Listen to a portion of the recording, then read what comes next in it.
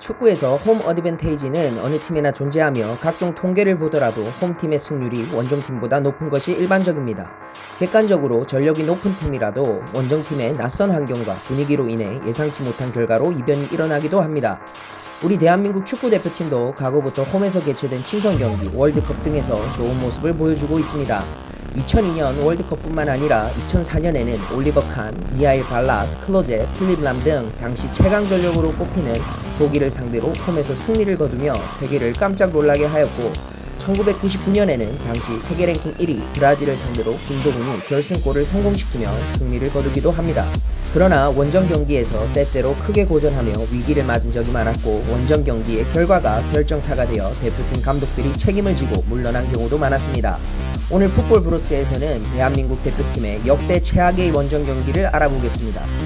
먼저 5위는 2006 독일 월드컵 아시아 2차 지역 예선 몰디브와의 원정 경기입니다. 2004년 3월에 열린 이 경기는 우리에게 몰디브 쇼크로 잘 알려져 있는 경기죠. 인구 30만 명의 섬인 몰디브는 축구보다 관광지로 우리에게 익숙한 곳이었습니다. 당시 한국의 피파 랭킹은 22위, 몰디브는 142위로 두 팀 전력의 차이가 커서 한국이 대량 득점으로 손쉽게 이길 것으로 예상되었습니다. 안정환, 설기현, 이영표, 송종국 등 대표팀 핵심 멤버들이 뛰었음에도 상대의 밀집 수비에 고전하며 무기력한 경기력을 보여줍니다.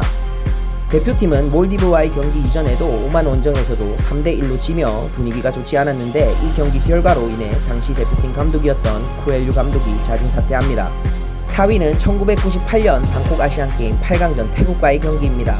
당시 태국이 아시안게임 개최국이었지만 한국은 1998 프랑스 월드컵에 참가했던 김병지, 유상철, 최용수 등이 포함됐고, 두 팀 간의 전력차가 커서 어렵지 않은 경기가 될 것으로 예상하였습니다. 선제골을 먼저 허용하며 위기를 맞았으나 이후 유상철이 정교한 프리킥으로 동점골을 만들었고, 이후 상대팀 선수 2명이 퇴장당하며 승기를 잡았으나 오히려 연장전에서 상대팀에게 환상적인 중거리슛 골을 먹히며 8강에서 탈락합니다.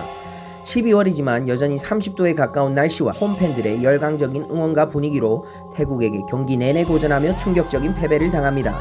3위는 2011년에 벌어진 브라질 월드컵 3차 예선 레바논 원정입니다. 레바논은 정치적, 종교적 불안한 상황으로 인해 테러, 납치, 대규모 시위 등으로 치안이 좋지 않았고, 중동 원정 중에서도 가장 낯설고 이질적인 분위기를 갖고 있는 곳이었습니다. 당시 한국 대표팀은 2014 브라질 월드컵 아시아 3차 예선에서 3승 1무를 기록하며 이날 레바논과의 경기에 비기기만 해도 최종 예선 진출을 확정지을 수 있는 상황이었습니다.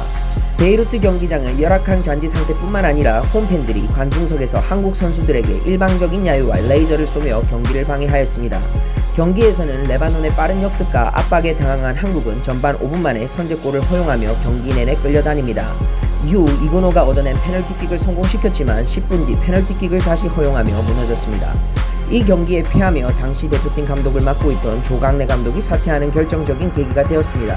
한국은 지난 2019년에도 2022 카타르 월드컵 아시아 2차 예선에서 레바논을 만나 원정 경기를 치렀으나 당시에도 상대 밀집 수비를 뚫지 못하고 0대0으로 비기며 1993년 이후 레바논 베이루트 원정에서 승리를 거두지 못하고 있습니다. 6위는 2010 남아공 월드컵 아시아 최종 예선 이란과의 원정 경기입니다. 이란의 홈 경기장은 수도 테헤란에 위치한 아자디 스타디움인데, 우리 대표팀은 항상 이곳에서 어려운 경기를 해왔습니다. 해발 1200m 고지대에 위치해 있고 10만여 명의 홈 관중의 일방적인 응원 때문에 원정팀이 체력적, 정신적으로 무척 힘이 들 수밖에 없는 환경입니다. 특히 2012년 10월에 열린 2014 브라질 월드컵 최종 예선에서는 이란 축구협회의 텃세까지 심해서 더욱 힘든 경기를 펼칠 수밖에 없었습니다. 일찌감치 이란 출국을 위해 비자 발급 관련 서류를 준비했지만 절차가 늦어져 출국 당일에야 비자가 나오며 선수단 속을 태웠습니다. 이란에 도착하고 나니 상황은 더욱 어려웠는데, 이란 축구협회에서 준비한 훈련장의 잔디 상태나 조명시설이 열악하여 야간 훈련을 하지 못했고, 다른 지역팀 경기까지 잡혀 있어서 훈련 도중 쫓겨나기도 합니다.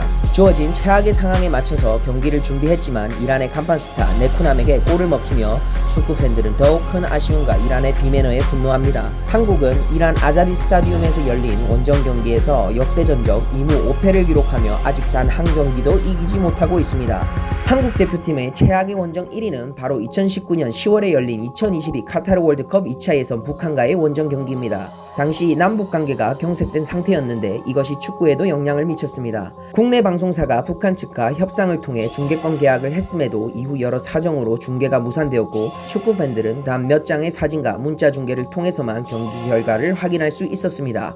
우리 대표팀은 북한과의 원정 경기를 앞두고 선수단의 체력과 경기력을 위해 정부까지 나서서 육로 또는 전세기를 통해 인천에서 평양으로 들어가는 것을 추진하였습니다. 그러나 북한 측에서 협조하지 않으며 결국 중국 베이징을 거쳐 북한으로 출국하였습니다.